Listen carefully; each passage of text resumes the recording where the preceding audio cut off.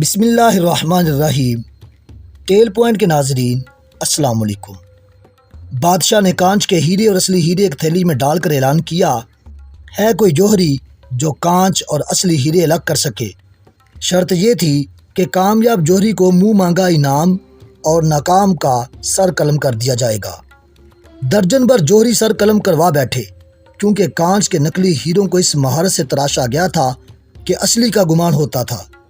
ڈنڈورا سن کر ایک اندھا فقیر شاہی محل میں حاضر ہوا۔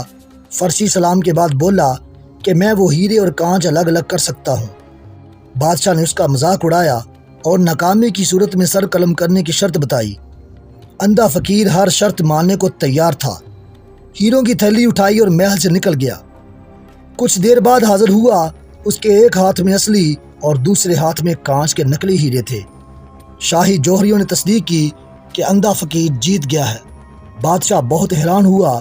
اس کی حیرت کی انتہا نہ رہی کہ ایک جو کام آنکھوں والے نہ کر سکے، وہ کام ایک اندھے فقیر نے کیسے کر لیا۔ بادشاہ نے اندھے سے دریافت کیا کہ اس نے اصلی اور نقلی کی پہچان کیسے کی۔ وہ اندھا فقیر بولا، یہ تو بہت آسان ہے۔ میں نے ہیروں کی تھیلی کڑی دھوپ میں رکھ دی، پھر جو تپش سے گرم ہو گئے وہ نقلی تھے، اور جو گرمی برداشت کر گئے اور ٹھنڈے رہے وہ اصلی تھے۔ بادشاہ نے اندھے کے علم کی تعریف کی اور انعاموں کرام سے نواز کر رخصت کر دیا۔ اندھے فقیر کی رخصتی کے ساتھ ہی میرا غصہ، میری انا اور میرے دماغ کی گرمی بھی رخصت ہو گئی۔ مجھے سمجھ آ گئی کہ برداشت، نرم مزاجی، حلیمی، متانت اور محبت ہی انسانیت کی معراج ہے۔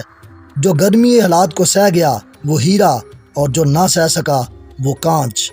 بانو قدسیہ ناول راجہ گدھ میں لکھتی ہیں کہ جو دباؤ سہ جائے وہ ہیرا، جو نہ سہ سکے وہ کوئلہ۔ مجھے بابا دین محمد نے آج بہت بڑی بات سمجھائی تھی۔ میں جان گیا تھا کہ اصلی اور نقلی میں صرف برداشت اور سہ جانے کا فرق ہے۔ میں نے پوچھا، بابا جی، انسان آخر کب تک برداشت کرے؟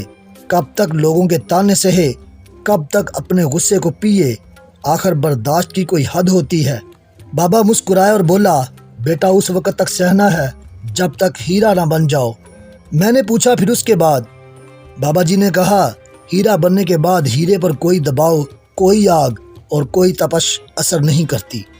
جس طرح چکنے گڑھے پر پانی نہیں ٹکتا، اسی طرح اصلی پر کوئی تیر، کوئی نشتر کام نہیں کرتا۔